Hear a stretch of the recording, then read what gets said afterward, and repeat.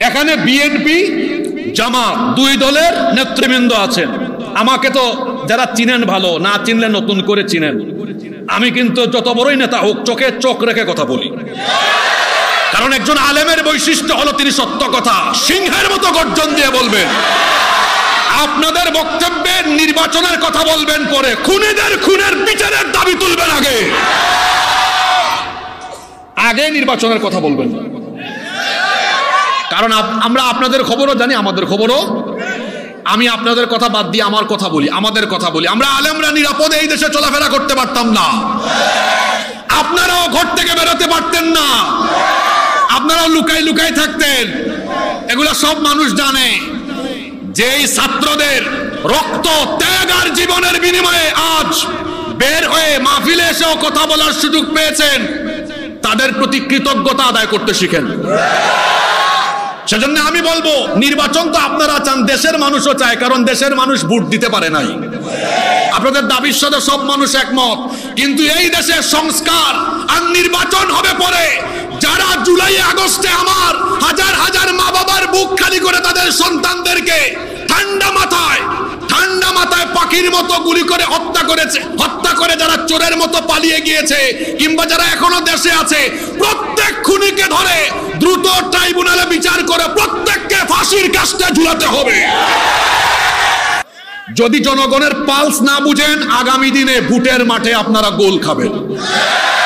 রাজনীতি করতে হলে জনগণের পালস বুঝে রাজনীতি করতে হবে। আমার বয়স 30, আমার উঠা বসা চলাফেরা সব জেন জি এর সাথে। এই ছাত্ররা তরুণরা যেটা বলে সুদা সবটা কথা বলে, এরা আপনাদের ভোটার। যদি এদের পালস না বুঝেন, আগামীর বাংলাদেশে রাজনীতি করার অধিকার আপনারা হারিয়ে ফেলবেন। ছাত্ররা যারা আছো এখানে, কথা বলো তো, তোমরা আগে নির্বাচন চাও না খুনের বিচার চাও? রাজনীতি বুঝাশোনা কইরেন, আপনাদেরকে হাসানোর জন্য বলি নাই। আমি রাজনীতি করব, জনগণের পালস বুঝে রাজনীতি করতে হবে। যে নেতা জনসম্পৃক্ত হয়ে জনগণের মনের ভাষা বুঝতে পারে না, এই নেতা কোনোদিন জনগণের নেতা হতে পারে না। এই পৃথিবীতে আমাদেরকে যিনি পাঠালেন, সবাই আকাশ বাতাস প্রকম্পিত করে মহব্বতে জবাব দিয়ে বলেন তো তিনি কে? আমরা এসেছি আল্লাহর কাছ থেকে, ফিরে যাব, চলে যাব আবার কার কাছে? ইন্না লিল্লাহি ওয়া ইন্না ইলাইহি রাজিউন। নিশ্চয়ই আমরা আল্লাহর, ফিরে যাব কার কাছে? পৃথিবী আমার আসল ঠিকানা নয়, মরণ একদিন মুছে দেবে সকল রঙিন পরিচয়। পৃথিবী আমার আসল ঠিকানা নয়। এই যে জীবনের সোনাঝরা দিনগুলো চলে যাচ্ছে, ঝরে যাচ্ছে, কিসের মতো? শীতের পাতার মতো।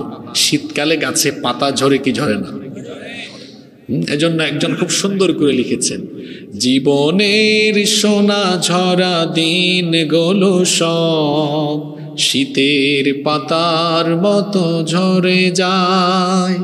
জীবনের সোনা ঝরা দিনগুলো সব শীতের পাতার মতো ঝরে যায়।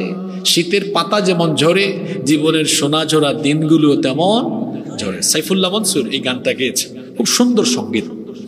জীবন চলে যাচ্ছে আর আমরা কবরের দিকে অগ্রসর হয়ে যাচ্ছি। আমরা একদিন এই পৃথিবী থেকে চলে যাব, কেউ আমরা থাকবো না। পৃথিবী থেকে আমরা একদিন চলে যাব, মহান আল্লাহর সামনে দাঁড়াবো, কিয়ামতের ময়দানে উপস্থিত হব। এ ব্যাপারে কি কোনো সন্দেহ আছে? সেই দিন আল্লাহ তাআলা আমাদের বিচার করবেন। বিচার করার পর কিভাবে আল্লাহ তাআলা প্রতিফল দিবেন? সূরা জিলজালের শেষের দুটো আয়াতে আল্লাহ বলেছেন, ফামান ইয়ামাল মিসকালা যাররাতিন খায়রান ইয়ারাহ ওয়া মান ইয়ামাল মিসকালা যাররাতিন শাররান ইয়ারাহ। অতএব ক্ষুদ্রাতি ক্ষুদ্র অনুপরিমাণ ভালো কাজ যে করবে সেও তা দেখতে পাবে, অনুপরিমাণ খারাপ কাজ যে করবে সেও তা দেখতে পাবে। অর্থাৎ ভালো মন্দ যা করেছেন তার প্রতিফল যিনি দিবেন তিনি কে?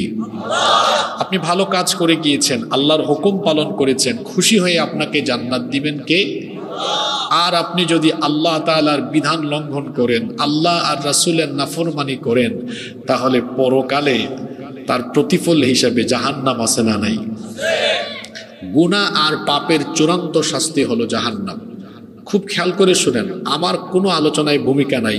গত কয়েক বছর আপনাদের এখানে আসি, আপনারা খেয়াল করছেন আমি খুতবার পরেই আমার কথা বলা শুরু করে দিই। সময় নষ্ট করার তো এত সময় আমাদের নেই, এজন্য মনোযোগী থাকবেন। কি বললাম কথাটা? গুনাহ এবং পাপের চূড়ান্ত শাস্তি হলো পরকালে জাহান্নাম। কিন্তু এমন কিছু গুনাহ আছে, এমন কিছু পাপ আছে, এই গুনাহ বা পাপের শাস্তি পরকালে জাহান্নাম দেওয়া হলেও এই গুনাহগুলো এত সেনসিটিভ, এত ডেঞ্জারাস, এত মারাত্মক, এই পাপের শাস্তি দুনিয়া থেকেই যিনি দেওয়া আরম্ভ করেন তিনি কে? খেয়াল করুন কথাটা, আমি আবার পুনরায় বলি। এমন কিছু গুনাহ আছে, এমন কিছু পাপ আছে, এই গুনাহ বা পাপের শাস্তি পরকালে আরম্ভ হওয়ার আগেই শাস্তি শুরু হয়ে যায় কোথায়? আজকে এই ধরনের কয়েকটা পাপ গুনাহ নিয়ে আলোচনা করব। এই পাপগুলো আমাদের সমাজে আছে। যদি আমাদের কারো সাথে কোনো একটা পয়েন্ট মিলে যায়, আমরা তওবা করে জীবন পরিবর্তনের সিদ্ধান্ত নিয়ে এখান থেকে বাড়ি ফিরব ইনশাআল্লাহ। কারণ আমরা জানি আমাদের গুনাহের পরিমাণ অনেক বেশি, কিন্তু আমাদের গুনাহের চাইতে আমার আল্লাহর দয়ার পরিমাণ আরো বহু গুণে বেশি। সুবহানাল্লাহ। এজন্যে আমরা তওবা করলে মাফ করে দিবেন কে? আসুন, যদি আমাদের কারো সাথে এই বিষয়গুলো মিলে যায়, নিজেদেরকে সংশোধন করি, কারণ মরার আগে সংশোধন হয়ে গেলে মাফ করে দিবেন কে? তাহলে আজকে আলোচনার টপিক, আলোচনার বিষয় হলো যে সকল পাপের শাস্তি শুরু হয় কোথায়? সবার কি মনোযোগ আছে? আমার সুনামগঞ্জে দুইটা জায়গার শ্রোতা বড় আদর্শ শ্রোতা, আমি এটা সারা বাংলাদেশে বলি। এক হলো বিশ্বম্ভরপুরের ধনপুর, দুই হলো আমার দোয়ারা বাজারের মানুষ। এই অঞ্চলগুলোতে আসলে বোঝা যায় মানুষের মধ্যে ঈমানি চেতনা আছে, আলহামদুলিল্লাহ। তাহলে আপনাদেরকে আদর্শবান শ্রোতার মতো কথা শুনতে হবে। আদর্শবান শ্রোতা কথা শুনে এবং তার রেসপন্স করে জবাব দেয়। আমরা এরকম অ্যাক্টিভ হয়ে শেষ পর্যন্ত থাকতে পারবো তো? আল্লাহ সবাইকে তৌফিক দান করেন। তাহলে আজকে আলোচনার বিষয় হলো যে সকল পাপের শাস্তি শুরু হয় কোথায়? চলেন আরম্ভ করি। নাম্বার 1, 1 নাম্বার, জুলুম। জুলুমের শাস্তি শুরু হয় কোথায়? জুলুমের শাস্তি আপনাকে মরার আগেই এই শাস্তি আপনার প্রাপ্য বুঝায় দিয়া বেইজ্জত করে তারপরে আপনাকে যিনি দুনিয়া থেকে বিদায় করবেন তিনি কি? এজন্য খবরদার, আমরা যেন কারো উপরে জুলুম না করি, কারণ জুলুম এমন মস্ত বড় গুনাহ, জুলুম এমন জঘন্য গুনাহ, এই গুনাহের শাস্তি দুনিয়াতেই যিনি দেন, জোরে বলেন তিনি কে? কারো উপর জুলুম করবেন না, কারণ আপনি কার উপরে কতটুকু জুলুম করেন এর সবটুকু খবর যার কাছে আছে, জোরে বলেন তিনি কে? এজন্য রব্বুল আলামিন কোরআনুল কারীমের 14 নম্বর সূরা, সূরা ইব্রাহিমের 42 নম্বর আয়াতে বলছেন, ওয়ালা তাহসাবান্নাল্লাহু গাফিলান আম্মা ইয়ামালুয যালিমুন ইন্নামা ইউআখিরুহুম লিয়াউমিন তাশখাসু ফীহিল আবসার। আল্লাহ তাআলা বলছেন, জালিমরা যেন এটা মনে না করে তাদের জুলুম সম্পর্কে আল্লাহ তাআলা গাফেল, তারা যে মানুষের উপর জুলুম করে। কোন জালেম যেন এই কথা না ভাবে যে আল্লাহ তার জুলুমের কথা জানেন না, বরং প্রত্যেক জালেমের জুলুমের খবর যার কাছে আছে, জোরে বলেন তিনি কি? সেই আল্লাহ তাআলা জালিমদেরকে খুব তাড়াতাড়ি ধরেন না, জালিমদেরকে আল্লাহ সুযোগ দেন, সময় দেন, অবকাশ দেন। কিন্তু আল্লাহর একটা সুন্নত হলো সময় দেওয়ার পরেও কোনো জালিম যদি তার জুলুম থেকে ফিরে না আসে, ওই জালিমকে ধরে একেবারে বেইজ্জতির সাথে পতন ঘটায়া দুনিয়াতে তার অধপতন এবং শাস্তি যিনি দেন তিনি কে? এজন্য বুখারী এবং মুসলিম শরীফের হাদিস, হযরত আবু মুসা আল আশআরী রাদিয়াল্লাহু আনহু এই হাদিসের বর্ণনাকারী সাহাবী, তিনি বলছেন আল্লাহর রাসূল বলেছেন, ইন্নাল্লাহা লা ইউমলি লিয-যালিম, নিশ্চয়ই আল্লাহ তাআলা জালিমকে ছাড় দেন, কিন্তু আল্লাহ তাআলা কোনো জালিমকে ছেড়ে দেন না। ফাইদা আখাযাহু লাম ইউফলিতহু, যখন তিনি জালিমকে ধরেন তখন ছাড়েন না। আল্লাহ ধরে না, যখন আল্লাহ ধরে তখন ছাড়ে না, একেবারে দেশ থেকে আল্লাহ বিতাড়িত করে ছাড়ে। এটা আল্লাহর সুন্নত, এটা আল্লাহর নিয়ম। এই পৃথিবীতে অতীতের যুগে বিগত হাজার হাজার যুগ হাজার হাজার বছর ধরে এই পৃথিবীতে যারা মানবতার উপর জুলুম করেছে, আল্লাহ তাআলা কোন জালেমকে ছাড়েন নাই। শুনেন আল্লাহর কথাগুলো শুনেন। আল্লাহ তাআলা কোরআনে কারীমের 22 নম্বর সূরা সূরাতুল হজের 45 নম্বর আয়াতে বলছেন, ফাকাআইয়িম মিন ক্বরয়াতিন আহলাকনাহা ওয়া হিয়া যালিমাতুন ফাহিয়া খাওয়িয়াতুন আলা উরুশিহা ওয়া বিইরিম মুআত্তালাতিন ওয়া কসরিম মাশীদ। আল্লাহ তাআলা বলছেন, এমন বহু জনপদ আছে, এমন বহু এলাকা আছে যার অধিবাসীরা ছিল জালিম। তাদের জুলুমের কারণে আমি আল্লাহ তাদেরকে আসমান জমিনের এমন গজব দিয়েছি। আমি আল্লাহর গজবের কারণে ওই জালিম জনপদের অবস্থা এমন হয়েছে, তাদের সুন্দর সুন্দর বাড়ি ঘরের ছাদ সহ আমি আল্লাহ বিধ্বস্ত করে দিয়েছি। তাদের এলাকার কুয়াগুলোকে আমি আল্লাহ পরিত্যক্ত বানিয়েছি। এমনকি আল্লাহ বলছেন, ওয়া কসরিম মাশীদ, আমি তাদের সুরম্য সুন্দর সুউচ্চ অট্টালিকাগুলোকে ভেঙে চুরে মাটির সাথে ধসায়া দিয়েছি, মিশায়া দিয়েছি। আল্লাহু আকবার। আল্লাহ তাআলা কি বলছেন শোনেন, কোরআনে কারীমের 29 নম্বর সূরা সূরা আনকাবুতের 40 নম্বর আয়াত।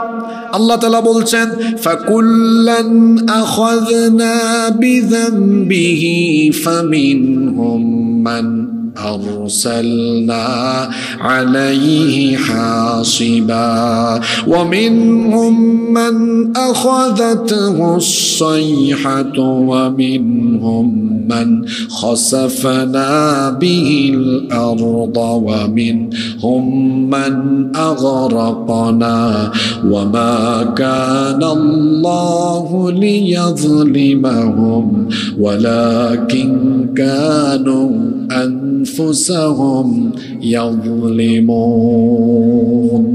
আল্লাহ তাআলা বলছেন, অতঃপর প্রত্যেক জালিমকে আমি তাদের জুলুমের কারণে ধরেছি, পাকড়াও করেছি। এই আয়াতে আল্লাহ তাআলা 4টি জালেম সম্প্রদায়ের উপরে গজবের বর্ণনা দিয়েছেন। কথা বুঝে থাকলে বলেন তো, এই আয়াতে আল্লাহ তাআলা কয়টা জালেম সম্প্রদায়ের ধ্বংসের কথা বলেছেন? আস্তে বলবেন না, জোরে বলেন, কয়টা? এগুলো এখনকার যুগের না আগের যুগের? আল্লাহ বলছেন, প্রত্যেক জালেমকে আমি প্রাপ্য পাওনা বুঝাইয়া দিয়েছি, প্রত্যেককে আমি ধরেছি। আল্লাহ তাআলা বলছেন, ফামিনহুম মান আরসালনা আলাইহি হাসিবা, কাউকে কাউকে আমি তাদের জুলুমের কারণে আসমান থেকে পাথরকুচির বৃষ্টি পাঠায়া বংশ শুদ্ধ আমি নির্মূল করে দিয়েছি। ওয়া মিনহুম মান আখাযাতহুস সাইহা, কাউকে কাউকে আসমান থেকে বজ্রনিনাদের মাধ্যমে সবগুলো ধ্বংস করে দিয়েছি। 3 নাম্বার, ওয়া মিনহুম মান খাসাফনা বিহিল আরদ, আমার জমিনের উপরে আমার বান্দাদের উপর জুলুম করার কারণে কাউকে কাউকে জমিন উল্টায়া মাটির সাথে মাটির নিচে বংশ শুদ্ধ একেবারে ধসায়া দিয়েছি। 4 নাম্বার, ওয়া মিনহুম মান আগরাকনা, কাউকে কাউকে আমি আল্লাহ তাদের জুলুমের কারণে পানির নিচে আমি ডুবায়া মেরেছি।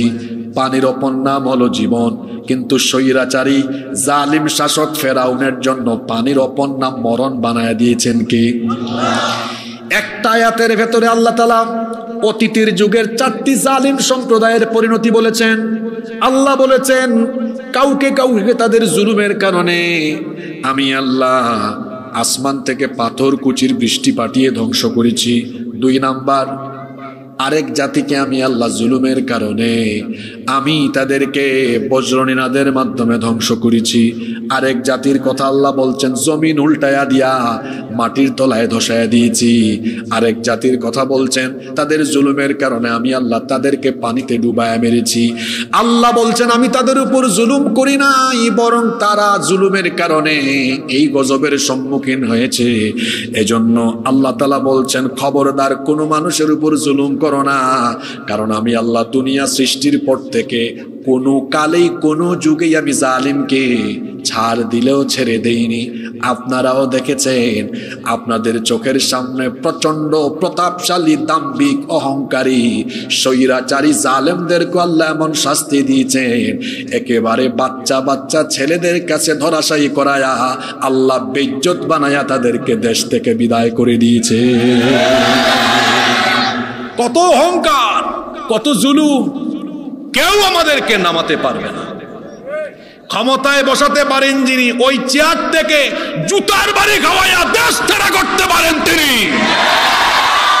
পৃথিবীতে জালিমের জুলুমের পাওনা পেতেই হবে, কারণ জুলুম এমন এক শাস্তি, এটার শাস্তি শুরু হয় কবরে। এই বুঝি আপনাদের মনোযোগ। এই জুলুমের শাস্তি শুরু হয় কোথায়? জোরে বলেন, শুরু হয় কোথায়? বাংলাদেশে জুলুম কম ছিল না বেশি ছিল? জোরে বলেন, কম ছিল না বেশি ছিল? এমনি এমনি গজব আসে নাই। নিরপরাধ সহজ সরল আলেমদেরকে ধরে ধরে জেলখানায় ঢুকিয়ে আলেমদের উপর নির্যাতন করা হয়েছে। জেলখানা তো বানানো হয়েছে চোর ডাকাতদের জন্য, ডেভিলদের জন্য। এখন তো শুরু হয়েছে অপারেশন ডেভিল হান্ট। নামটা সুন্দর হয়েছে, শয়তানের খুঁজে। কিসের খুঁজে? সামনে আসতেছে রমজান মাস। রমজান মাস যখন আসে আল্লাহ নিজেই শয়তানকে বন্দী করেন। আমার দেশের সরকার ভালোই উদ্যোগ নিয়েছে, রমজানের আগে শয়তানের খুঁজে তারা আসে। এই অপারেশন সফল হোক, আরো আসতে বলেন আমিন। এই অপারেশনের সফলতা আপনারা চান কি চান না? তবে আমরা চাই কোন নিরপরাধ মানুষ যেন, যেভাবে আমরা অতীতে দেখেছি ভালো মানুষ, আহারে কি জুলুম, হুজুরকে তার বাসা থেকে, তার মসজিদ মাদ্রাসা থেকে ধরে নিয়ে কি নাটক সাজিয়েছে, সামনে ককটেল দিয়া আর কিছু অস্ত্র শস্ত্র দিয়ে বলে জঙ্গি ধরা হয়েছে। কি বলেন, আছে না নাই? এভাবে বছরের পর বছর আলেমদেরকে জেলখানায় ঢুকিয়ে তাদেরকে কষ্ট দেওয়া হয়েছে। গভীর রাতে তাহাজ্জুদের সময়ে জেলখানার অন্ধ প্রকোষ্ঠে বড় বড় আলেমদের চোখের পানি ঝরেছে। সেই চোখের পানি তোমাদের জন্য গজব হিসাবে আবির্ভূত হয়ে আজ তোমাদের এই কঠিন পরিণতি হয়েছে।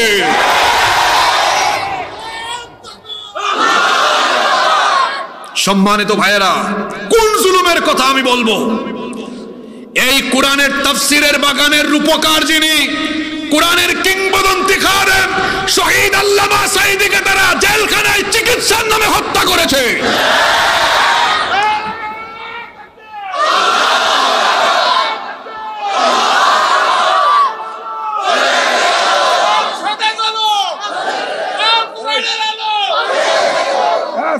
বসেন। সম্মানিত ভাইয়েরা, জুলাইয়ে আগস্টে আহারে আমার কত বাবা মায়ের বুক খালি হয়েছে। হাজার হাজার সন্তান জীবন দিয়েছে। এখানে বিএনপি জামাত দুই দলের নেতৃবৃন্দ আছেন। আমাকে তো যারা চিনেন ভালো, না চিনলে নতুন করে চিনেন।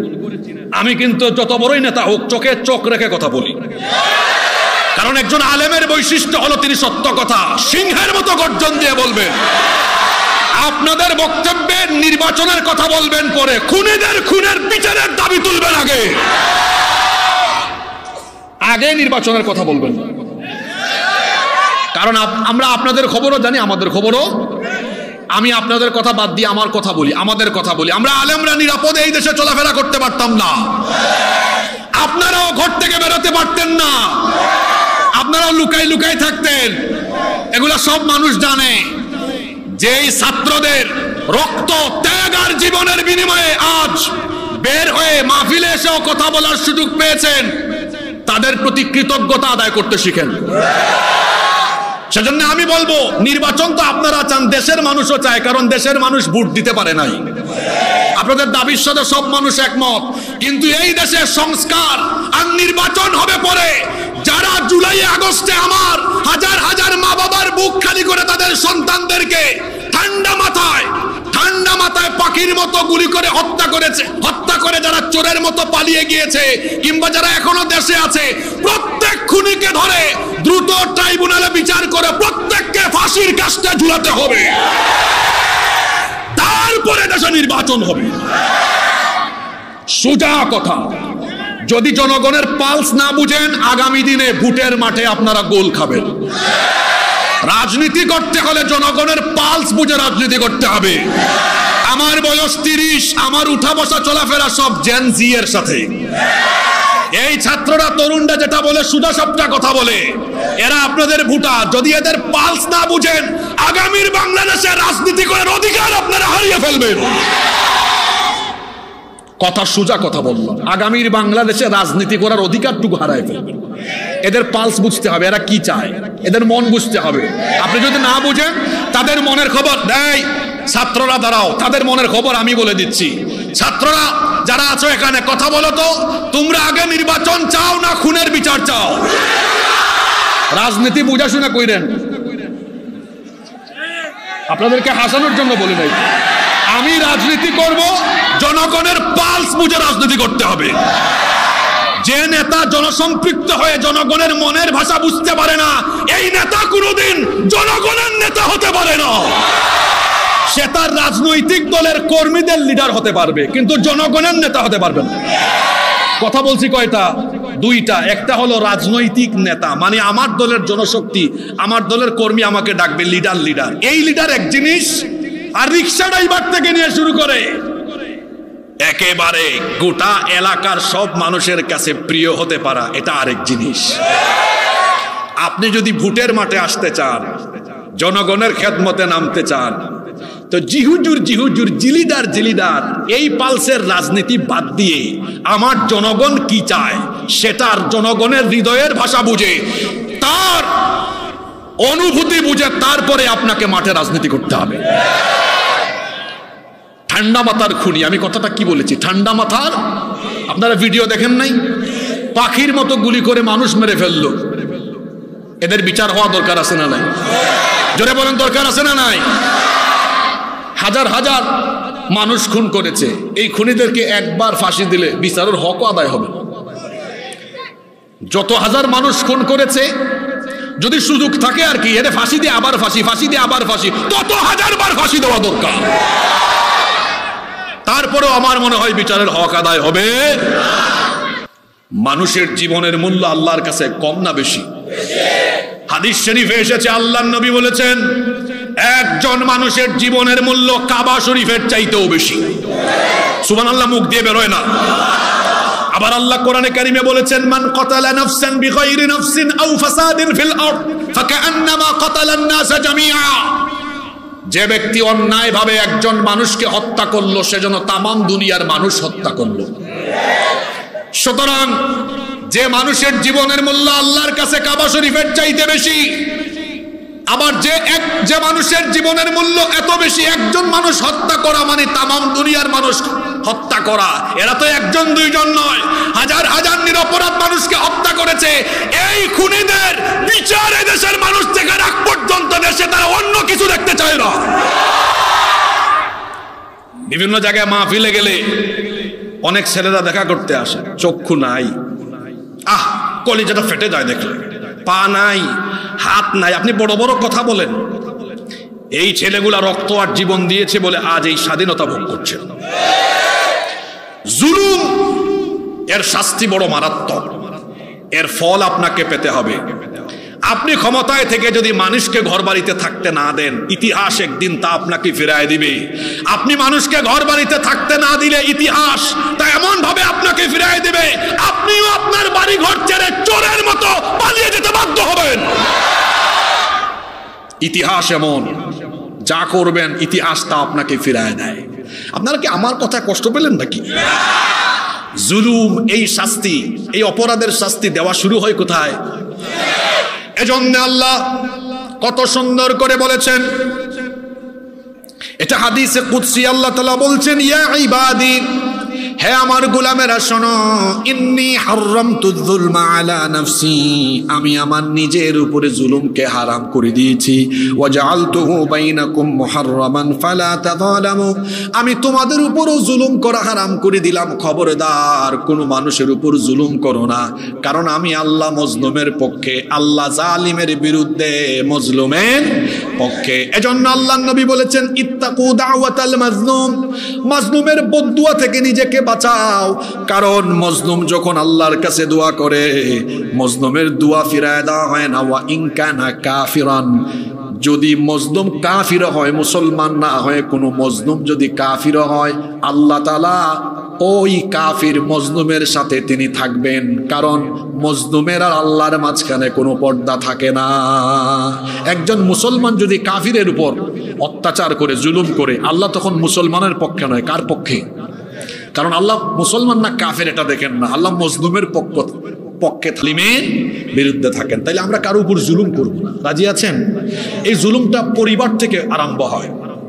আপনি বাবা মা, আপনার সন্তানের উপর আপনি জুলুম করলেন, আপনি জালেম হয়ে গেলেন। স্বামী স্ত্রীর উপর জুলুম করবেন না, স্ত্রী স্বামীর উপর জুলুম করবেন না, বড় ভাই হয়ে ছোট ভাই বোনদের উপর জুলুম করবেন না, প্রতিবেশী প্রতিবেশীর উপর জুলুম করবেন না, প্রতিষ্ঠানের কোনো দায়িত্বে থাকলে অধস্তনের উপর জুলুম করবেন না, রাষ্ট্রীয় দায়িত্ব পেলে সেখানেও কোনো প্রকার জুলুম করবেন না, কারণ জুলুম হলো এমন এক জঘন্য গুনাহ, এই গুনাহের শাস্তি যিনি দুনিয়াতেই দেওয়া আরম্ভ করেন তিনি কে? কষ্ট হচ্ছে নাকি আপনাদের? তাইলে এক নম্বর গুনাহ যেটা নিয়ে আলোচনা করলাম, জুলুম, শাস্তি শুরু হয় কোথায়? দুই নম্বর গুনাহ, যে গুনার শাস্তি আল্লাহ দুনিয়াতে দেন, সেটা হলো উকুকুল ওয়ালিদাইন, পিতা মাতার অবাধ্য হওয়া। যারা আব্বা আম্মার সাথে বেয়াদবি করে, এই অবাধ্য, এই নাফরমান, এই বেয়াদব সন্তানকে দুনিয়াতেই যিনি শাস্তি দিবেন তিনি কে?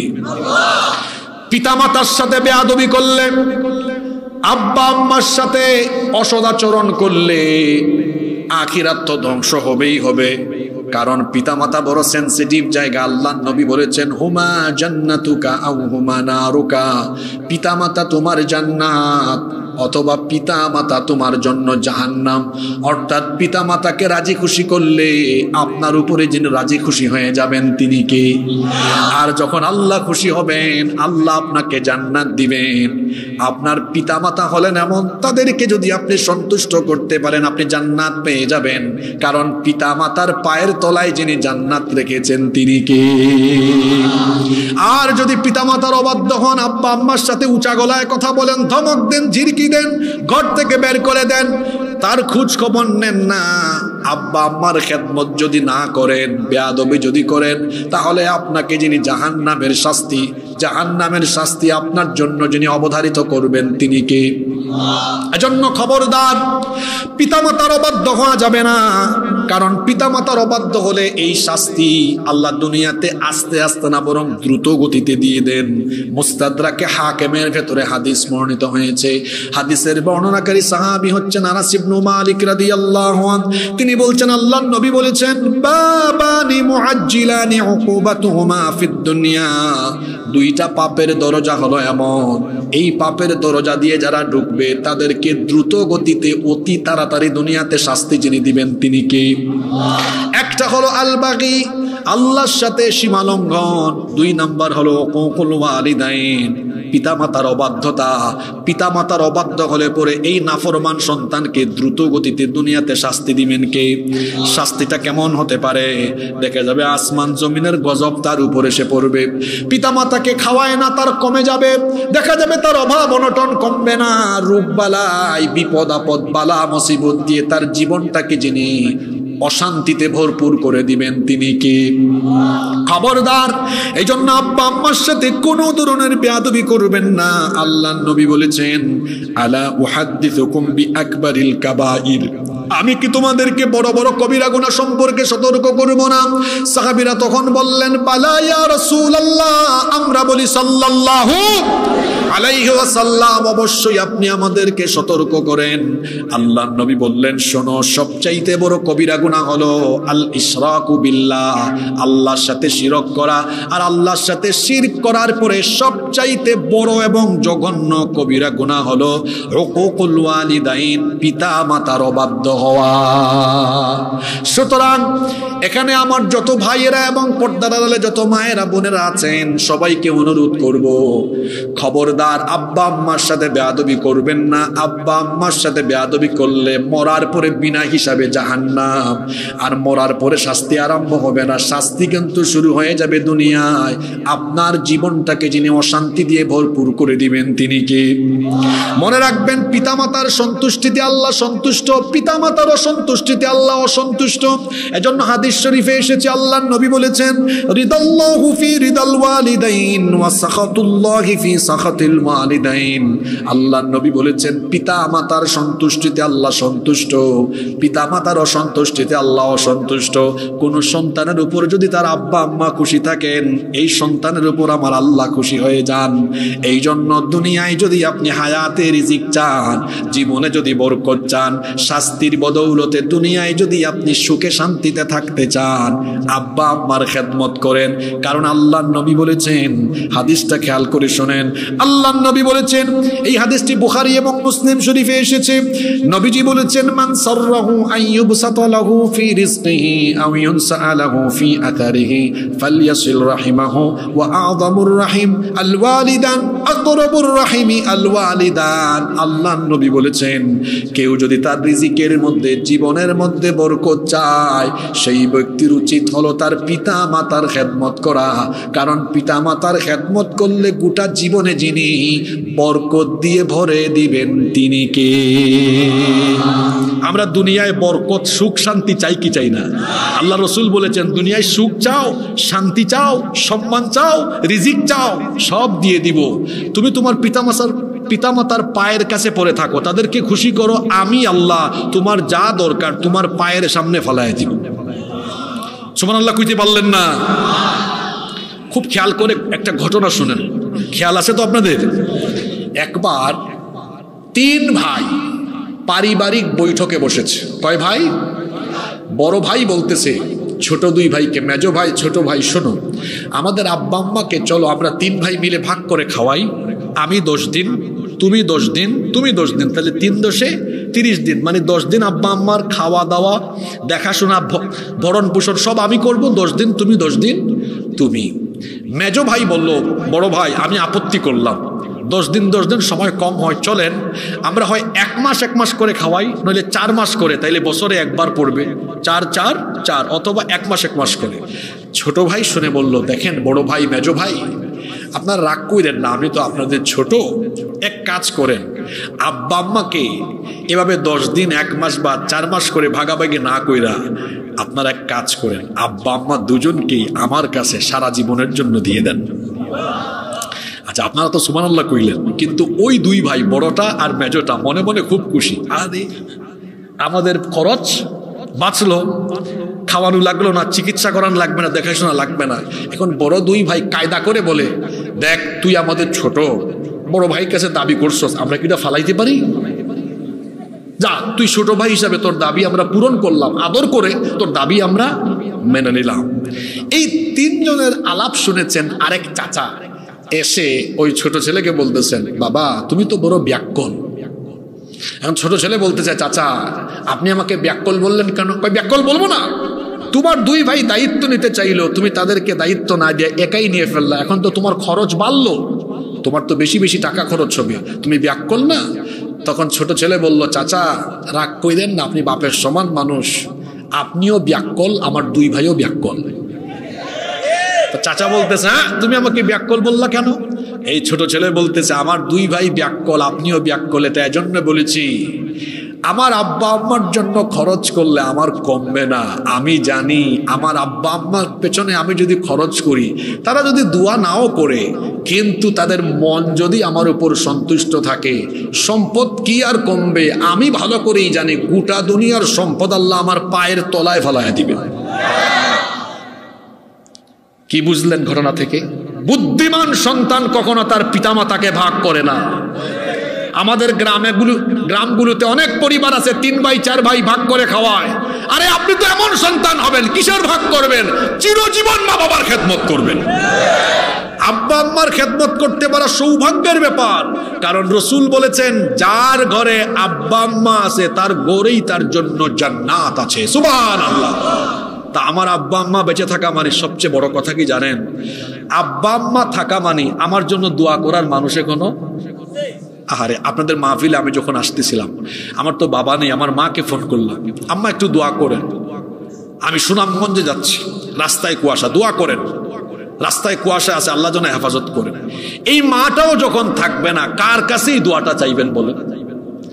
মা আর বাবা তো এমন, তাদের হাত তারা তুললে পরে সন্তানের জন্য আব্বা আম্মার দোয়া আল্লাহ ফিরায় দেন নাই। তারা যা বলেন আল্লাহ তাই কবুল করেন। সুবহানাল্লাহ। সুতরাং আমার ভাইয়েরা, যুবক ভাইয়েরা, আব্বা আম্মা আছেন মানে এখনো আপনার মাথার উপরে ছায়া আছে, আপনার জন্য দোয়া করার মানুষ আছে। বাহিরে যাবেন, গভীর রাত পর্যন্ত বাইরে থাকলে দেখবেন কেউ টেনশন করে না, ভাই বোন সব স্বার্থপর, সব ঘুমায় যায়। মা ফোন করে, বাবারে সব তো বাড়িতে ঘুমায়, আমার মনটা ছটফট করে এখনো, তুই কই, তাড়াতাড়ি আয়।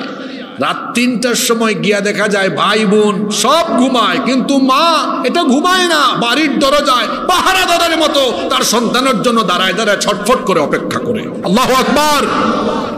এই মাকে খুশি করেন, এই মাকে খুশি করেন। শীতের দিন চলে গেল, কমলা কিনেন, আব্বা আম্মার রুমে গিয়ে লুকায় লুকায় ঢুকেন, গিয়ে বলেন, আব্বা ছোটবেলায় আপনি না লুকাই লুকায় আমার কত চকলেট খাওয়াইছেন। আম্মাকে বলেন, আম্মা আপনি না ছোটবেলা লুকাই লুকায়, আমি সুনামগঞ্জে সিলেটে পড়তাম, আব্বা পয়সা দিতেন মেসে থাকার জন্য, আর তুমি আবার আস্তে করে ডেকে নেওয়া, ওই যে মহিলারা আঁচলের মধ্যে টাকা বেঁধে রাখে, কয় ধর 200 টাকা 500 টাকা তুই আলাদা করে খাইস, আমাকে এত আদর করলা তুমি, আমিও আজকে লুকাই লুকায় তোমার জন্য কিছু ফল আনছি, আমি তোমার মুখে তুলে খাওয়াই দিয়ে না কইরো না। মুখে তুলে খাওয়াই দিয়া দেখবেন একটা মুচকি হাসি মারবে, আল্লাহর আরশ আপনার উপর খুশি হয়ে যাবে। সুবহানাল্লাহ। ছোটবেলায় আপনি ভে ভে করে কান্না করতেন, আপনাকে আদর করে ঘুম পাড়াইছে কে? আপনার আব্বা আম্মা। আজকে আপনার এই বাপ অসুস্থ, আপনার মাও অসুস্থ, এই আব্বা আম্মার রুমে কি আপনি যান?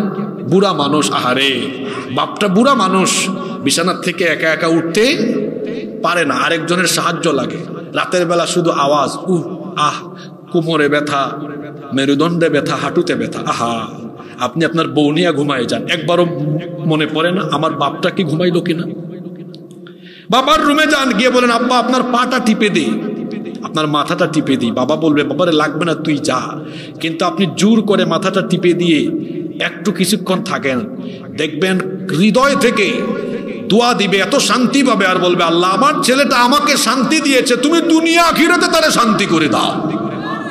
কোনোদিন কি আব্বা আম্মাকে ঘুম পাড়িয়েছেন? কোনোদিন কি আব্বা আম্মাকে মুখে তুলে খাইয়েছেন?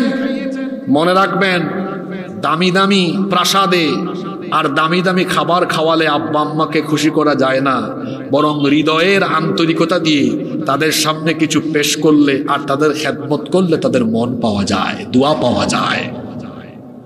এজন্য আমি আমার যুব সমাজকে বলবো, আমার কলিজার টুকরা ভাইয়েরা, আমি অনুরোধ করে যাব আপনাদেরকে, খবরদার আব্বা আম্মার সাথে বেয়াদবি করবেন না, নইলে আপনার পরিণতি খুব ভয়াবহ হবে। মনে রাখবেন, যারা দুনিয়াতে আব্বা আম্মাকে, অনেকে আছে খাওয়ায় না, 3 দিন আগে বিয়ে করেছে, 3 দিন আগের বিয়ে করা বউয়ের কথা শুনে আব্বা আম্মার মুখে মুখে কথা বলে, বেয়াদব ছেলে, 3 দিন আগের বউয়ের কথা শুনে তুমি তোমার আব্বা আম্মার সাথে বেয়াদবি করে কেমনে? তুমি নাফরমান সন্তান।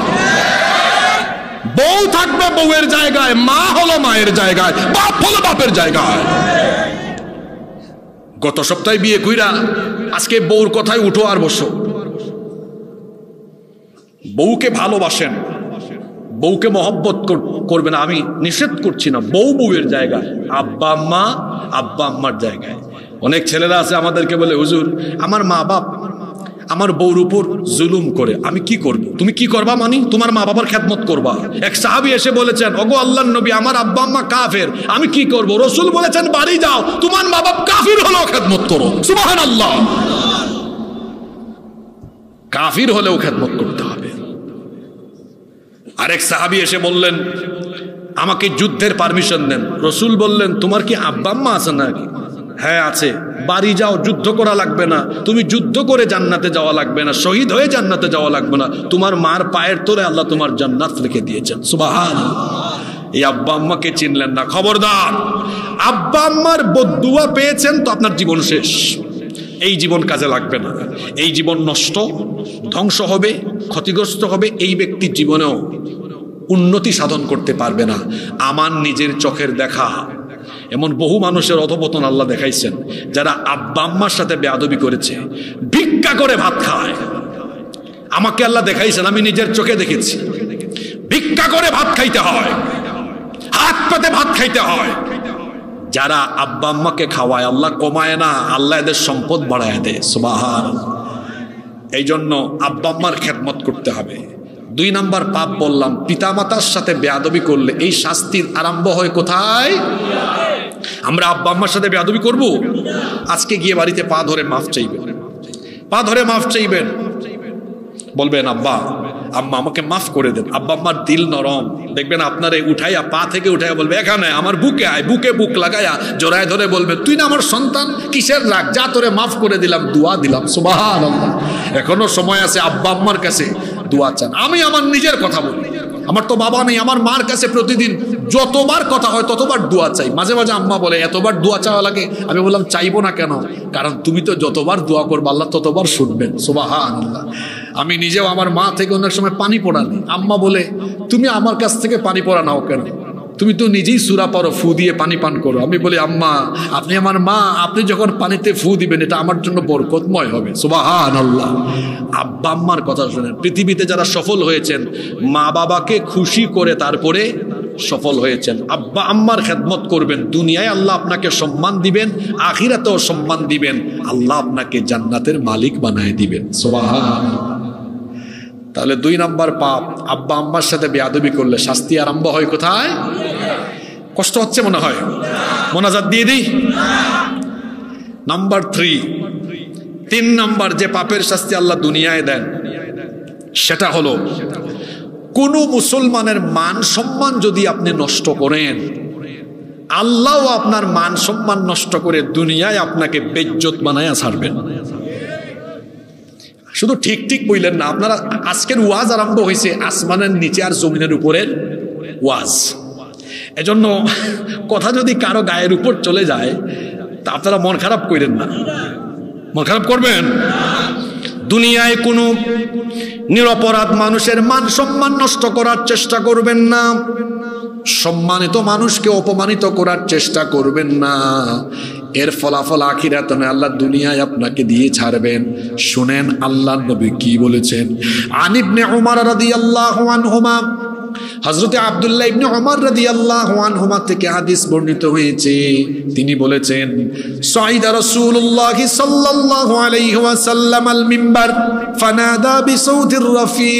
আল্লাহর রাসূল মিম্বরে আরোহণ করলেন, তারপরে গলার আওয়াজকে বড় করে তিনি বক্তব্য দিলেন, ভাষণ দিলেন। আল্লাহর নবী বললেন, ইয়া মা'শারা মান ক্বাদ আসলামা বিলিসানিহি, হে ওই সকল ব্যক্তিরা যারা মুখ দিয়ে ঈমানের ঘোষণা দিয়েছো, ওয়ালাম ইউফদিল ঈমানু ইলা কলবি, কিন্তু যাদের অন্তরে ঈমান এখনো বদ্ধমূল হয় নাই, তোমরা শোনো, লা তুযুল মুসলিমিন, কোন মুসলমানকে কষ্ট দিও না, ওয়ালা তুআইরুহুম, কাউকে লজ্জা শরম দিও না, ওয়ালা তাত্তাবিউ আওরাতিহিম, কারো গোপন বিষয়গুলো তালাশ করতে যেও না। আমার সমাজে দেখবেন অনেক মানুষ আছে ছিদ্রান্বেষণ করে, শুধু মানুষের দোষ ত্রুটি খুঁজে বেড়ায়।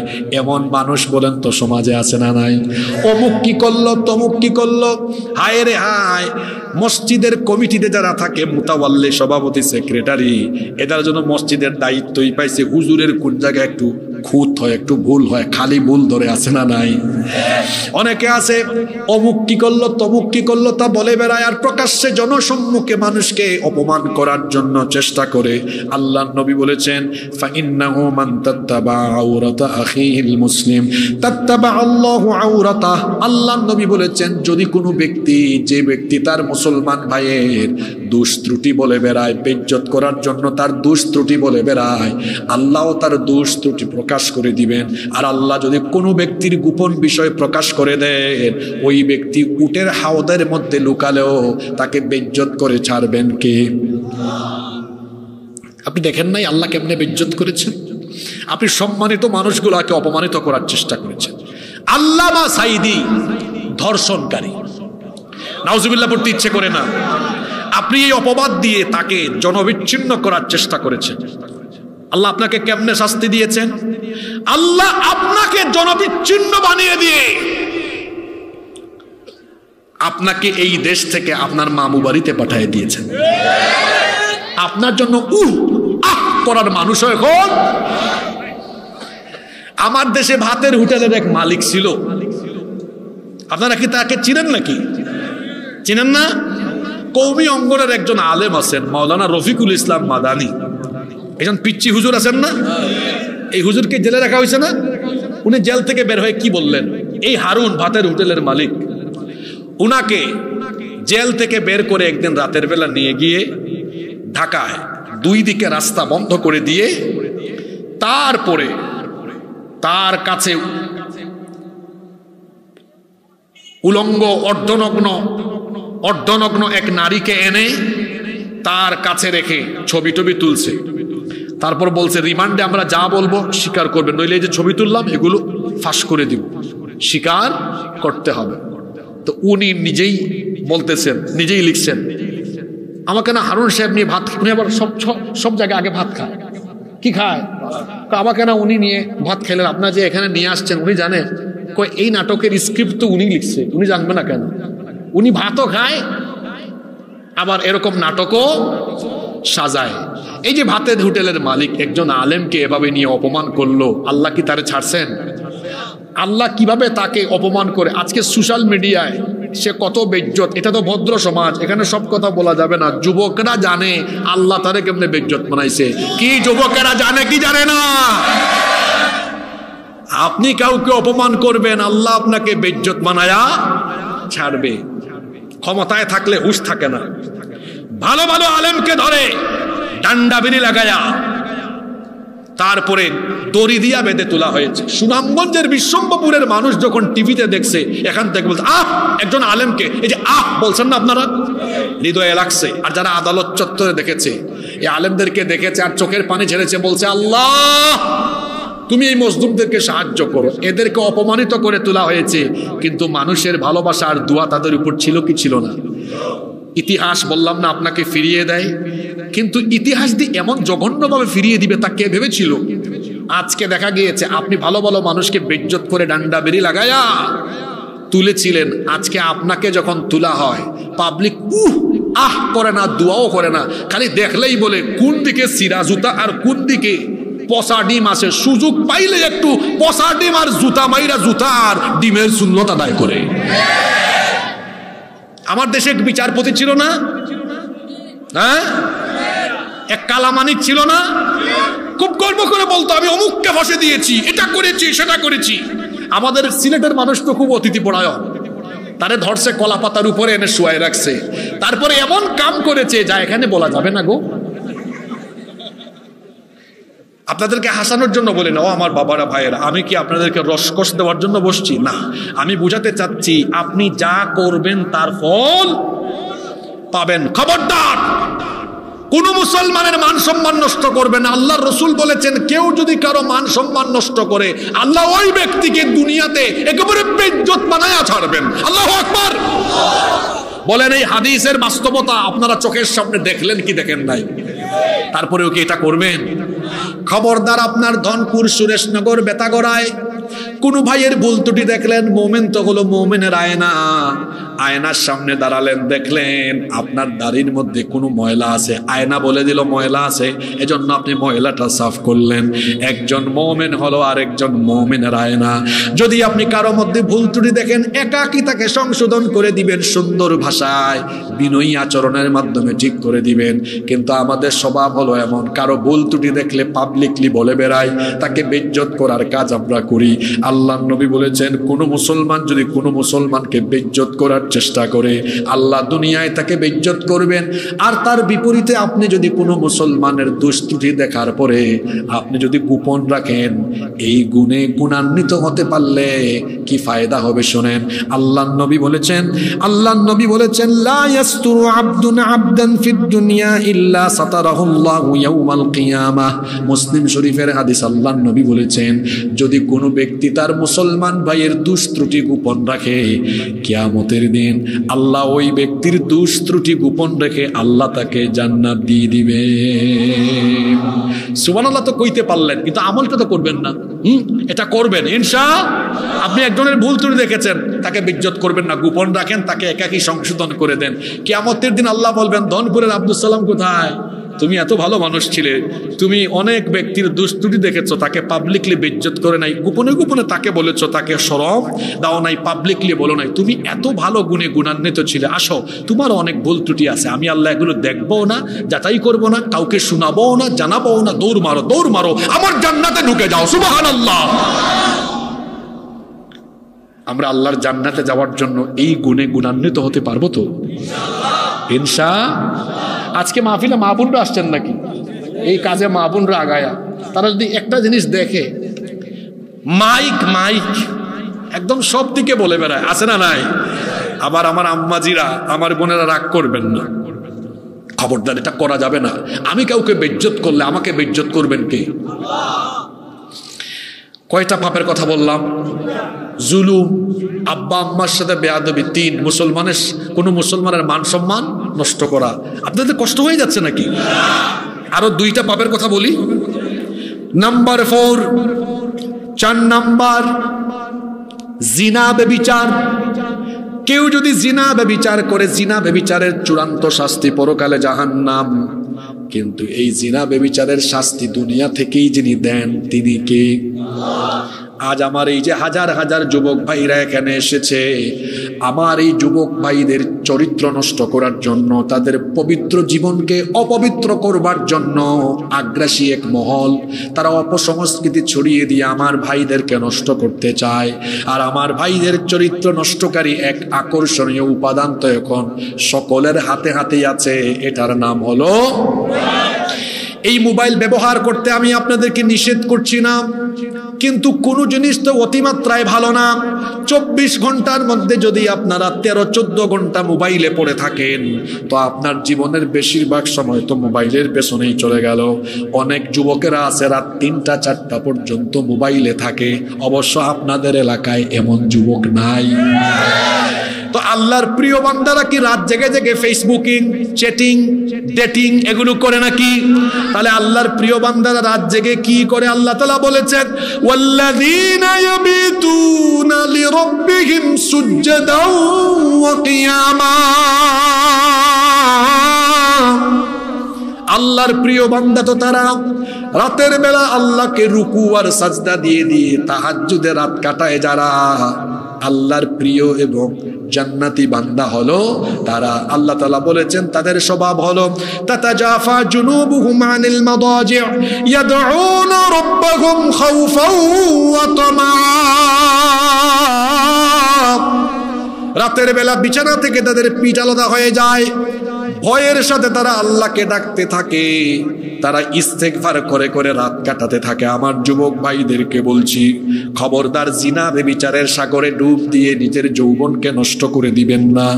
অনেক যুবকেরা আছে শয়তানের ফিতনায় পড়ে রাতের বেলা মোবাইল আর ইন্টারনেটের অপব্যবহার করে সারা রাত জিনার সাগরে ডুবে থেকে তার চরিত্রকে নষ্ট করে দিচ্ছে। আমার যুবক ভাইয়েরা, খবরদার জিনা ব্যভিচারের ধারে কাছেও যাবেন না, আল্লাহ নিষেধ করেছেন। আল্লাহ অবিবাহিত আনমেরিড যত ভাইয়েরা আছেন, বিবাহের আগে গার্লফ্রেন্ড বানানোর চিন্তা করবেন না, নিজের যৌবনকে নষ্ট করার চেষ্টা করবেন না। আমার ভাইদেরকে আমি ভালোবেসে বুঝাই দেই, শোনেন, এই পাপের শাস্তি মরার আগে দুনিয়াতেই শুরু হয়। আল্লাহর নবী কি বলেছেন শোনেন, আল্লাহর নবী বলেছেন, ইদা জানার রাজুলু খরাজা মিনহুল ঈমান কানা আলাইহি কাযুল্লাহ। আল্লাহর নবী বলেছেন, যখন কোনো ব্যক্তি ব্যভিচারে লিপ্ত হয়, তার অন্তর থেকে ঈমান বের হয়ে তার মাথার উপরে এই শামিয়ানার মতো এভাবে ভাসতে থাকে। যতক্ষণ সে তওবা করে না ততক্ষণ সে বেঈমান থাকে, আর যখন সে তওবা করে তখন আল্লাহর দয়ায় তার মাথার উপরে শামিয়ানা বা ছায়ার মতো ভাসতে থাকা ঈমান তখন তার কলবের ভেতরে আবার ঢুকে যায়। সুবহানাল্লাহ। তার মানে হলো, কোন যুবক বা কোনো ব্যক্তি যখন জিনা করে, বেবিচার করে, আমার যুবক ভাইরা মনোযোগ দিয়ে শোনেন, কোন যুবক যখন জিনা করে, কোনো ব্যক্তি যখন জিনা করে, তার অন্তর থেকে ঈমান তখন বের হয়ে যায়, তখন সে বেঈমান হয়ে যায়। ও আমার কলিজার টুকরা সম্মানিত ভাইয়েরা, আমরা কি বেঈমান হয়ে দুনিয়াতে থাকতে চাই নাকি? আপনি বলবেন, হুজুর অসুবিধা নাই, কয়েকদিন এরকমই থাকি, তারপরে তো মরার আগে তওবা করব। আমার ভাই, আপনি কখন মরবেন সেটা তো আপনি জানেন না, কারণ আমাদের জীবন হলো এমনের, নাই কোনো ওয়ারেন্টি, নাই কোনো গ্যারেন্টি।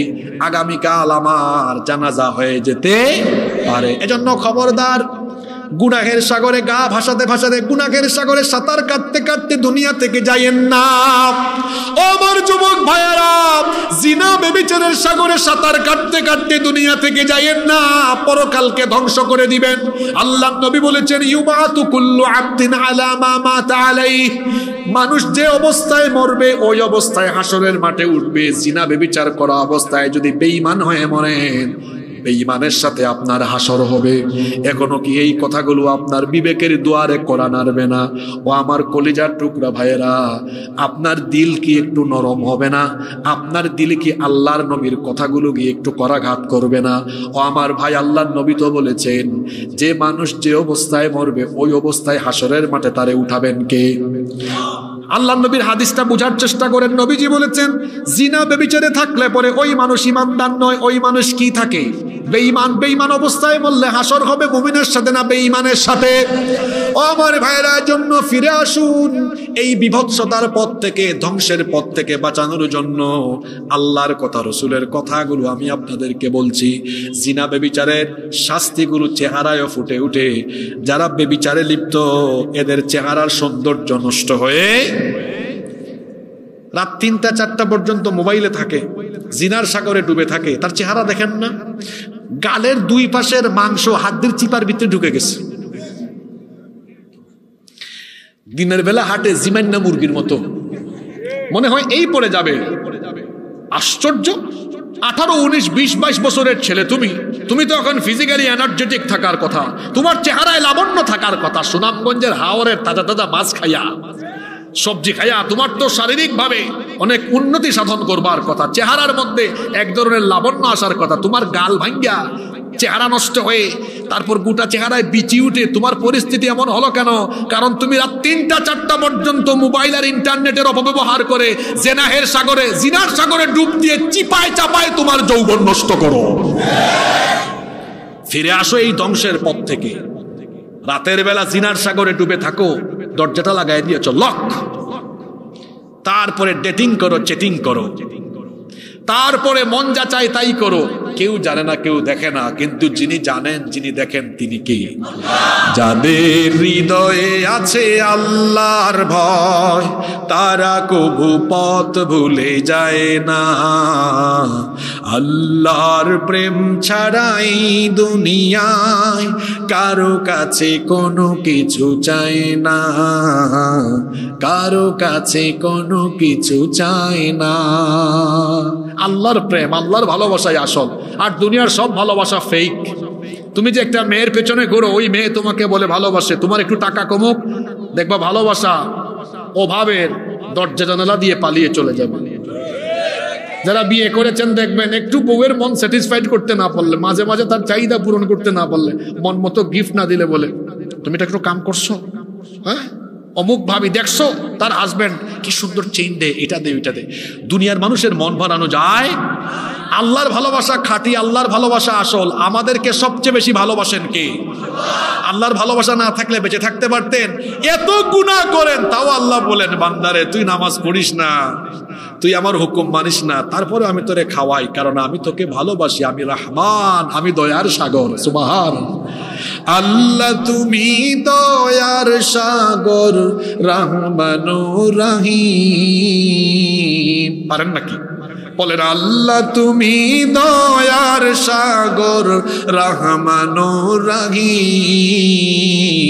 তোমার দয়ায় পূর্ণ আমার সারা নিশিদিন, তোমার দয়ায় পূর্ণ আমার সারা নিশিদিন। সুবহানাল্লাহ। আমাদেরকে সবচেয়ে বেশি ভালোবাসেন কে? আমরাও সবচেয়ে বেশি ভালোবাসবো কাকে? ইমানদার সবচেয়ে বেশি ভালোবাসবে কাকে? আল্লাহ কোরআনেও বলেছেন একজন ইমানদার সবচেয়ে বেশি ভালোবাসবে আল্লাহকে, এরপরে সবচেয়ে বেশি ভালোবাসবে রসুলকে, নবীজিকে। ভালোবাসা এটা ঈমান। এটা কি? অগমর প্যারা নবী তুমি সৃষ্টির সবই, অগমর প্যারা নবী তুমি সৃষ্টির সবই, তুমি মাহবুবে খুদা শাহে দো জাহান, তুমি মাহবুবে খুদা শাহে দো জাহান। আমার ঈমান আমার দিল আমার জান, আমার ঈমান আমার দিল আমার জান।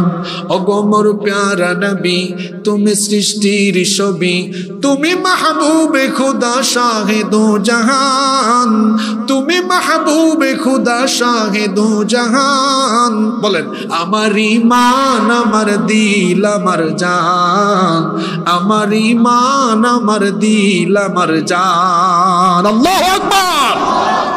সবচেয়ে বেশি ভালোবাসবো আল্লাহকে, আর ভালোবাসবো আমার রসুলকে। রসুল আমার ভালোবাসা। পারেন না তো বলা যায় না? রসুল আমার ভালোবাসা, রসুল আমার আলো আশা, রসুল আমার প্রেম বিরহের মূল আলোচনা, রসুল আমার কাজে কর্মে অনুপ্রেরণা। সুবহানাল্লাহ। আল্লাহকে ভালোবাসবো, আল্লাহ রসুলকে ভালোবাসবো। আল্লাহ আর রসুলকে ভালোবেসে আল্লাহ আর রসুলের কথাগুলো মেনে নিয়ে জিনা থেকে নিজেদেরকে আমরা হেফাজত করবো ইনশাআল্লাহ। ও আমার যুবক ভাইরা, আল্লাহ রসুল আপনাদেরকে কি বলেছেন শোনেন। ইয়া শাবাব আল ইসলাম, হে ইসলামের যুবকেরা, গদ্দু আবসারুকুম, তোমাদের চোখের হেফাজত করো, ওয়াহফাদু ফুরুজাকুম, লজ্জাস্থানের হেফাজত করো, বিবাহ বহির্ভূত কোনো হারাম সম্পর্ক করো না। আমরা বললাম এটা করলে কি হবে? নিজেরা যদি চরিত্রবান হতে পারি ফায়দা কি হবে? আল্লাহর নবী বললেন এমন ফায়দা হবে, শোনো, কাল কিয়ামতের কঠিন দিনে আমি রসুল তোমার জন্য জান্নাতের জিম্মাদার হয়ে যাব। তাহলে 4 নাম্বার গুনাহ জিনা, এটার শাস্তি শুরু হয় কোথায়? শুরু হয়ে গেছে। দেখেন চেহারায় লাবণ্য নাই, দেখেন তার গাল ভেঙে গেছে, এনার্জি নাই, বিয়ের আগেই তার এনার্জি নাই, তোমার বউ থাকবে কিনা সন্দেহ আছে। তারপরে দেখা যায় মাইগ্রেনের সমস্যা, বিভিন্ন রকমের শারীরিক রোগবালাই তাকে আসর করে বসে। খবরদার, জিনার শাস্তি বড় মারাত্মক, দুনিয়াতেই শুরু হবে। আল্লাহ আমাদের সবাইকে হেফাজত করেন। কষ্ট হয়ে যাচ্ছে। আমি তো প্রতি বছর আবেগ ঘন মোনাজাত দিয়ে তারপরে উঠি। আপনারা কি মোনাজাত না করে উঠে যাবেন নাকি? আমরা প্রতি বছর একটা আবেগ ঘন মোনাজাত দিই না? এই মোনাজাত ছাড়া কি চলে যাবেন নাকি? তা আমি আর বড়জোর হয়তো কয়েক মিনিট, 5-7 মিনিট কথা বলবো, তারপর আপনাদের সবাইকে নিয়ে মোনাজাত করে উঠবো ইনশাআল্লাহ। কেউ উঠবেন না, কারণ গত বছর মাহফিলে ছিলেন এমন অনেক মানুষ এই বছর মাহফিলে নাই। গত বছর মাহফিলের আগে আবু সাইদ ভাইয়ের আব্বা মারা গেলেন, আমাকে খুব মহব্বত করতেন, চলে গেলেন আল্লাহর বান্দা। এর আগের বছর ছিলেন, কথাবার্তা হতো। গত বছর অনেক মুরব্বীরা ছিলেন, এবছর হয়তো নাই। আর আমাকে তো আপনারা আপনাদের ছেলের মতো বানাই ফেলছেন।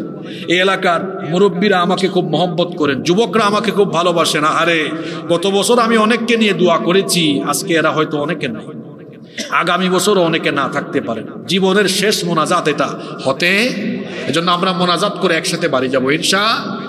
আপনাদের বাড়ি বেশি দূরে না আমার বাড়ি বেশি দূরে? তা আপনারা আগে উঠবেন না আমি আগে উঠবো? তো সুন্নত ঠিক রাখেন আপনারা। 5 নাম্বার, এটা বলে আমরা শেষ করব। আরেকটা পাপ যেটার শাস্তি আরম্ভ হবে দুনিয়ায়, সেটা হলো অন্যায় পথে, অবৈধ পথে, হারাম পথে কেউ যদি উপার্জন করে হারাম খায়, এই হারাম খুরের শাস্তি দুনিয়াতে তাকে যিনি দিবেন তিনি কি?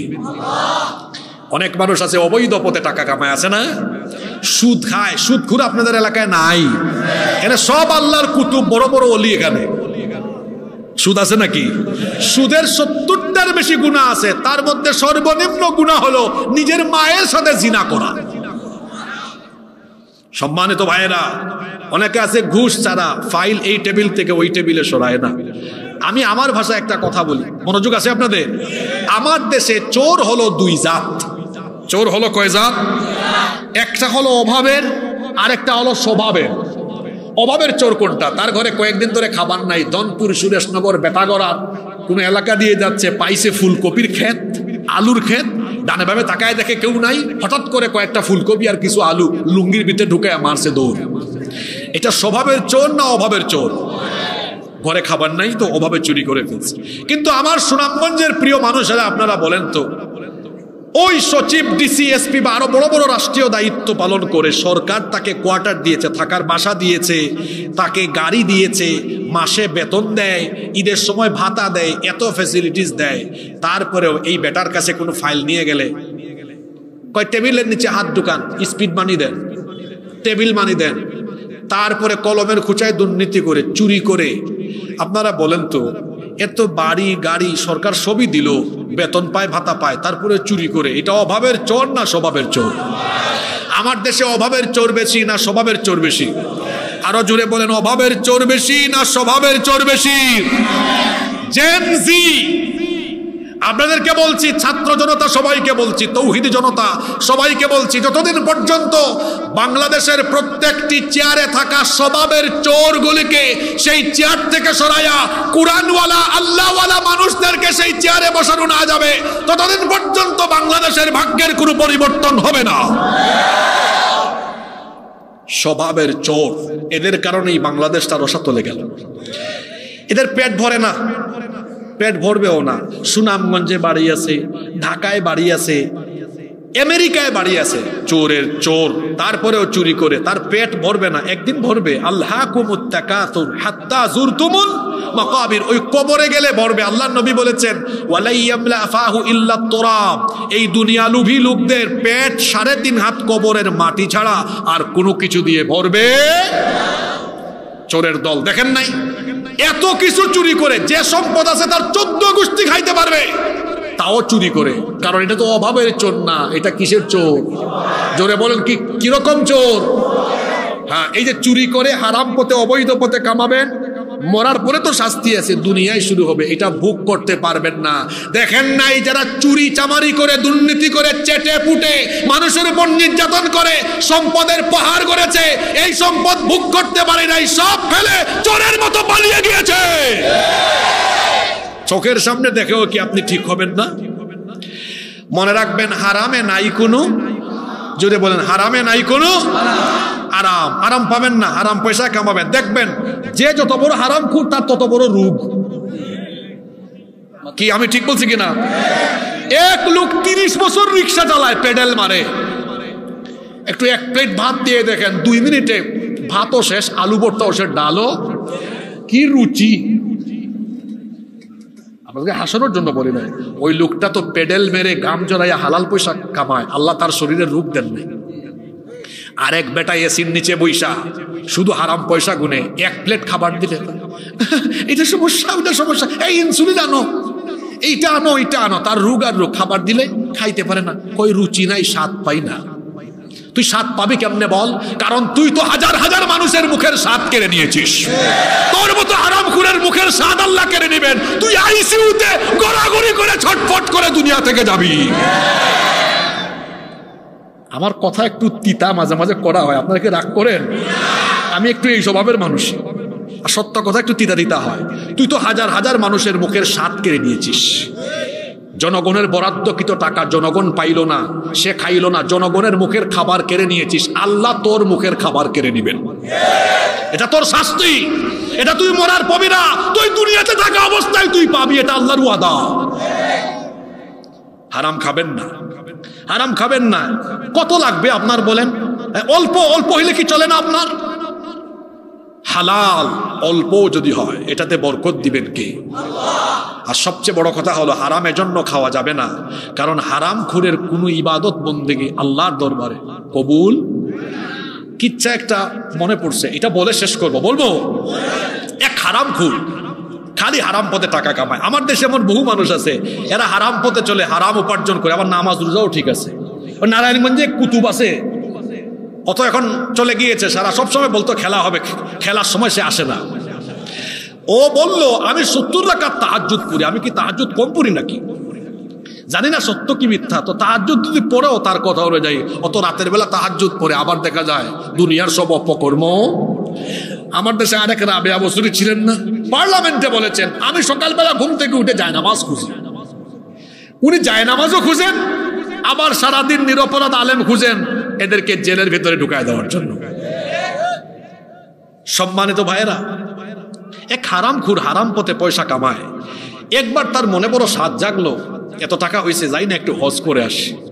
তারপরে এহরামের সাদা কাপড় গায়ে দিয়ে জিদ্দা বিমানবন্দরে নেমে, আরে বাপরে বাপ কি গেট আপ সেট আপ, শুরু করছে তালবিয়া, লব্বাইক আল্লাহুম্মা লব্বাইক লব্বাইক লা শারীকা লাক লব্বাইক ইন্নাল হামদা ওয়ান নি'মাতা লাকা ওয়াল মুলক লা শারীকা লাক লব্বাইক আল্লাহুম্মা লব্বাইক। হারামখোর বলে কি লব্বাইক আল্লাহুম্মা লব্বাইক, আল্লাহ আমি হাজির, আল্লাহ আমি উপস্থিত। আল্লাহ বলেন কিরে চিটার, তুই যে ইহরামের সাদা কাপড় গায়ে দিলি ওইটাও হারাম টাকায়, যে ভিসা টিকিট করিয়ে আসলে ওইটাও হারাম টাকার, মক্কা মদিনায় 30-40 দিন থাকবি, হারাম পয়সায় হোটেল বুক দেওয়া, হারাম খায়া খায়া তোর শরীরের গুস্ত হাড্ডি মাংস রক্ত সব হারাম হয়ে গিয়েছে। এই হারাম শরীর নিয়ে আমি আল্লাহর পবিত্র জায়গায় এসে, পবিত্র ঘরে এসে আমি আল্লাহর পবিত্র নাম নেস, তোর মতো হারাম খুরের উপস্থিতি আমি আল্লাহ গ্রহণ করলাম না। হারাম খুরের কোনো ইবাদত কবুল হয় না, কোনো দোয়া কবুল হয় না, কারণ ইবাদত কবুলের পূর্ব শর্ত হলো হালাল খাওয়া। কি খাওয়া? মহিলা প্যান্ডেলে যত মা বোনেরা আছেন, আমি অনুরোধ করব আপনি আপনার স্বামীকে আপনি বুঝাবেন, দেখো অল্প উপার্জন করো কিন্তু হারাম খাইও না, আমাকে আর আমার বাচ্চাকে হারাম খাওয়াইও না, আমরা হালাল পথে চলবো, অল্প হোক আমরা কষ্ট করে চলবো, কিন্তু আমাদেরকে বরকত দিবেন কে? আল্লাহর নবী কি বলেছেন শুনেন, এই হাদিসটা বলি আমরা মুনাজাত করব। আল্লাহর নবী কত সুন্দর করে আমাদেরকে সতর্ক করে দিলেন। আল্লাহর নবী বললেন ইন্না হাদাল মালা খাদিরাতুন হুলওয়া। আল্লাহর নবী বলেছেন নিশ্চয়ই দুনিয়ার সম্পদ হলো সুবিষ্ট, চাকচিক্যময়, আকর্ষণীয়। ফামান আখাযাহু বিহাক্কিহি ওয়া ওয়াদাহু ফি হাক্কিহি ফানি'মাল মাউনাতু হুয়া। যে ব্যক্তি বৈধ পথে তা আয় করে তারপরে বৈধ পথে ব্যয় করবে, অল্প হলেও সেটাতে নিয়ামত দিবেন কে? এরপরে আল্লাহর নবী বলেছেন ওয়ামান আখাযাহু বিগাইরি হাক্কিহি কানা কাল্লাযী ইয়াকুলু ওয়া লা ইয়াশবা। কিন্তু কোন ব্যক্তি যদি অবৈধ পথে হারাম পথে উপার্জন করে, সেই ব্যক্তির উপমা হলো ওই ব্যক্তির মতো যে ব্যক্তি খাবার খায় কিন্তু তার পেট ভরে না। উপমাটা খেয়াল করেছেন? যারা হারামখোর এদের উপমা হলো যারা খাবার খায় কিন্তু পেট। হারামখোরের উপমা হলো এমন, সে হারাম খাইতে খাইতে কখনো ক্ষান্ত হয় না। খবরদার, হারাম খাইলে এই শাস্তি পেতে হবে কোথায়? একটু আগে না বললাম, যে যত বড় হারামখোর তার তত বড় রোগ। মাউন্টেনে যাবে গিয়ে তার সম্পদ শেষ হবে, ও দুনিয়াতে শান্তি পাবে না, সুখ পাবে না, বরং হালাল পথে উপার্জন করে হালাল খাইলে এদেরকে সুখ শান্তি দুনিয়ায় নিয়ামত দেন কে? যে 5টা গুনাহ নিয়ে আলোচনা করলাম, এই 5টা গুনাহ আমার সমাজে আছে না নাই? দেখি কি মনে রাখলেন? যে 5টা পাপের শাস্তি শুরু হয় কোথায়? দেখি কে কে মনে রাখছেন। আমি তো জানি আপনারা খুব মনোযোগী হয়ে শুনেন। 1 নাম্বার কোন পাপ? হ্যাঁ মাশাআল্লাহ, সবাই বলেন 1 নাম্বার জুলুম। আমরা কারো উপর জুলুম করব? 2 নাম্বার মা বাবার সাথে বেয়াদবি করা। আব্বা আম্মা যাদের আছেন, আব্বা আম্মার খেদমত করবো আমরা ইনশাআল্লাহ। 3 নাম্বার না জিনা 4 নাম্বার বলেছি, 3 নাম্বার সম্মানিত ব্যক্তিকে অসম্মানিত করলে আপনাকে বেইজ্জত করে ছাড়বেন কে? 4 জিনা ব্যভিচারের শাস্তি আরম্ভ হবে কোথায়? 5 সুদ ঘুষ না বলে এক বাক্যে বলে ফেলেন, অন্যায় পথে হারাম পথে উপার্জন করলে শাস্তি হবে কোথায়? আল্লাহ এই 5টা জঘন্য পাপ থেকে আমাদের সবাইকে তুমি হেফাজত করো।